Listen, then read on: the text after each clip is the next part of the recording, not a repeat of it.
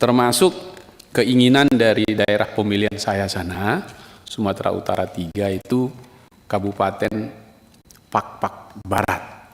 Itu belum punya pengadilan, tentu juga belum punya kejaksaan. Dia masuk ke Sidikalang, Pak, Dairi, sebagai kabupaten induknya.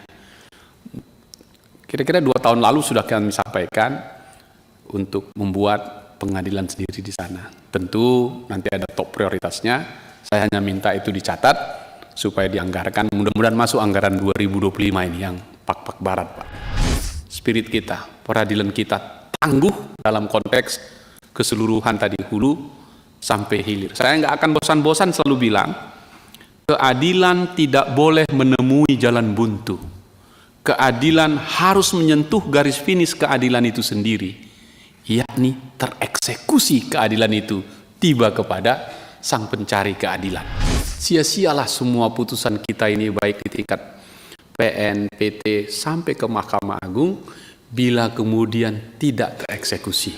Saya hanya ingin ingatkan, minggu lalu dari sini, ya, meski kita akhirnya berpolemik di publik, karena waktu itu kita ketemu dengan komisioner KY-nya di sini, kita bicara tentang kasus yang Surabaya, habis itu terus kemudian tes Hakim Agung yang kemudian terpaksa kami tidak bisa setujui. Sementara saya mau bicara anggarannya.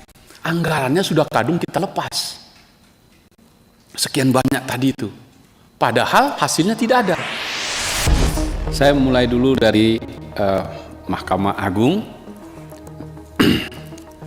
Saya senang ini Pak baca paling akhir duluan ini. Dan kalau ini dipakai paling sedap ini menyusun anggaran yang tadi sudah disusun dengan sangat bagus. 79 tahun peradilan tangguh Indonesia maju. Kurang cuman Nusantara baru, kira-kira kan begitu ya. Tapi ini bagus menurut saya, peradilan tangguh Indonesia maju. Saya kira dari situ kita bisalah membayangkan kemana arah peradilan kita ini, setangguh apa. Pastilah didukung dengan anggaran yang seberapa kuat menjadi tangguh. Dan kalau kita lihat dari program prioritas nasional kita yang disampaikan, baik Badilumnya, Badilaknya, Milton, dan BSDK-nya, terlihat angka-angka yang besar sekali sebagai piramida terbesar. Begitu juga BUA-nya. Seingat saya dulu Pak, waktu kita diskusi juga banyak kita kasih masukan ketika kami raker ke daerah-daerah yang mereka minta bangunan ini, dan seterusnya. Kami berharap karena ini nggak ada satuan 3-nya, sudah masuk di dalamnya. Mudah-mudahan begitu. Termasuk keinginan dari daerah pemilihan saya sana, Sumatera Utara 3 itu Kabupaten Pak Barat. Jadi bukan Pak yang Papua ini. Ini sering sekali dulu salah. Kalau Pak yang di Papua itu pakai F itu. Pak. Kalau di sana ini P, Pak. Pak baratnya pun bukan barat mata angin, pakai BH barat gitu. Bahasa Pak atau di daerah. Itu belum punya pengadilan, tentu juga belum punya kejaksaan. Dia masuk ke Sidikalang, Pak, Dairi, sebagai kabupaten induknya. Kira-kira 2 tahun lalu sudah kami sampaikan untuk membuat pengadilan sendiri di sana. Tentu nanti ada top prioritasnya. Saya hanya minta itu dicatat supaya dianggarkan. Mudah-mudahan masuk anggaran 2025 ini yang Pak Barat, Pak.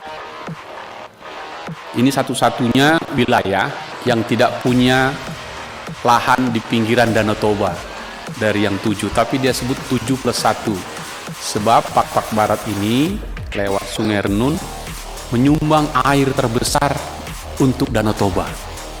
Kira-kira begitu. Untuk tambahan pemahaman saja, ini agak jauh, ini berbatasan dengan dapilnya Bang Endi ini, Aceh. Nah itu kalau masuk Sebulu Salam, masuk ke Aceh sana, dari sana perbatasan. Yang kedua, ini kita sebut tangguh ini Pak. Kemarin itu kita diskusi panjang sekali. Saya tidak tahu masuk di anggaran mana kita buat posnya, yang kita sebut eksekusi. Kalau kita baca panjangnya seluruh perjalanan perkara dan itu mencari keadilan, garis finishnya itu kan eksekusinya. sia-sialah semua putusan kita ini, baik di tingkat PN, PT, sampai ke Mahkamah Agung, bila kemudian tidak tereksekusi. Ini yang disebut juara tanpa piala, juara tanpa mahkota. Dan kadang-kadang Pak Hakim, Ibu Hakim, sederhana saja dia bilangnya, tugasku memutus, bukan mengeksekusi begitu. Sementara kita menyebut peradilan tangguh dalam konteks peradilan adalah hulu sampai hilirnya. Sempat waktu itu kita diskusi pada saat pemilihan Hakim Agung juga, sampai ada pikiran ada badan khusus untuk memastikan eksekusi. Meski memang kalau di perdata itu kan urusan para pihak, tapi sebagai konsekuensi negara hukum, saya kira eksekusi ini menjadi penting. Termasuk rancangan undang-undang hukum acara perdata kita tertunda-tunda. Salah satu substansinya yang paling penting adalah soal eksekusi ini. Eksekusi ini menjadi tanggung jawab kita semua. Saya berharap teman-teman di Kesekjenan juga membacanya, apakah perlu dia nanti atau memang masuk di badilumnya sampai ke level bawah. Karena kalau sudah main jurusita atau juru eksekusi itu kan yang terbawah ini, Pak. Padahal putusan diambil oleh yang paling agung, Sang Hakim Agung ini. Saya mau coba membaca-baca tadi, apakah saya nggak bisa menemukannya, tapi masuk di mana dia ini.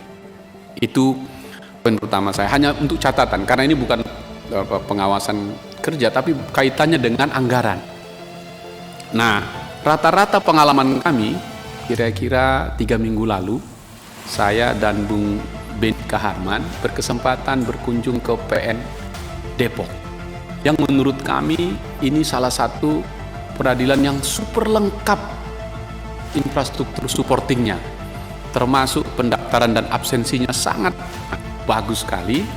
Dan kami pikir-pikir gitu, dan ruang hakimnya gitu bagus-bagus semua. Dan seandainya itu portofolio seluruh PN di seluruh Indonesia, itulah impian kita yang disebut peradilan tangguh tadi. Dan menarik juga itu, paling banyak hakimnya itu Sekma itu perempuan di situ, serikandi yang hebat-hebat gitu. Saya ingin memberi apresiasi itu, tapi saya membayangkan itulah yang ideal menurut saya. Ideal sekali itu. Nah, jika itu ada di Sidik Kahalang, di Simalungun, di Kisaran, di Asan, tempat saya itu, mungkin saya akan senang sekali. Nah, saya berharap peradilan tangguh Indonesia Maju tadi anggarannya itu kan ke situ, Pak ya.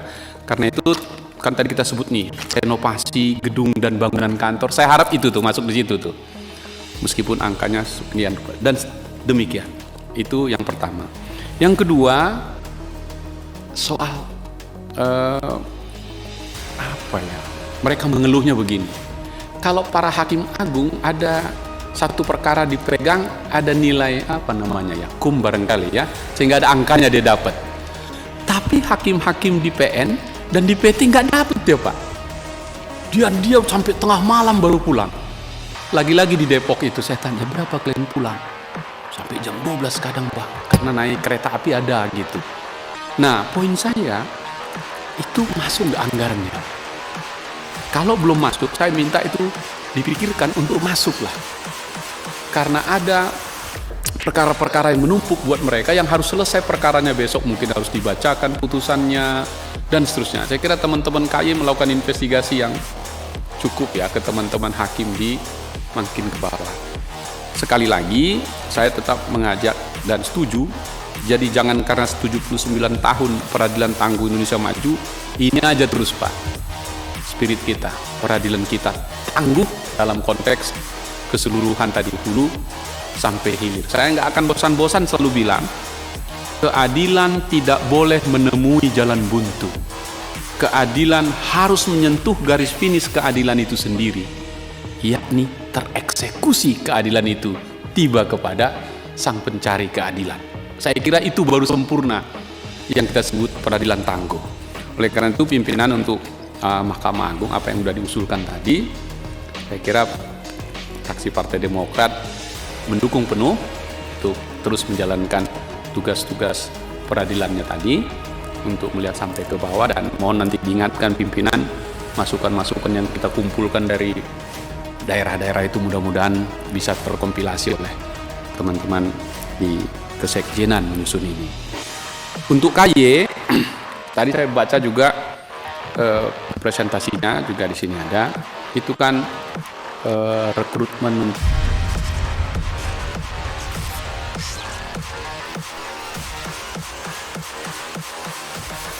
sebaik-baiknya untuk menghasilkan proses yang terbaik. Saya hanya ingin ingatkan minggu lalu dari sini, ya, meski kita akhirnya berpolemik di publik karena waktu itu kita ketemu dengan komisioner KY-nya di sini, kita bicara tentang kasus yang Surabaya, habis itu terus kemudian tes Hakim Agung yang kemudian terpaksa kami tidak bisa setujui. Sementara saya mau bicara anggarannya sudah kadung kita lepas sekian banyak tadi itu, padahal hasilnya tidak ada.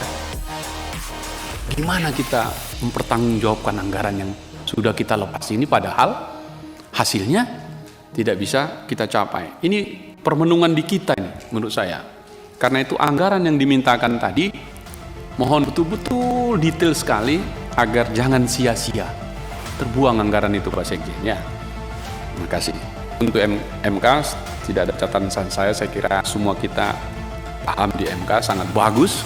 Saya mengikuti betul mulai dari Pilpres, Pileg sampai mudah-mudahan nanti Pilkada juga sama bagusnya seperti kemarin, dan kita merasakan rasa nyaman, ya. Begitu saya tanya juga rekan-rekan wartawan, kawan-kawan yang lain meliputnya cukup baik.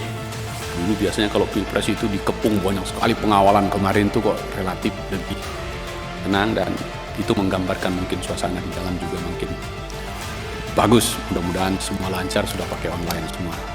Saya menyetujui untuk teman-teman MK, KY, dan juga Mahkamah Agung. Terima kasih.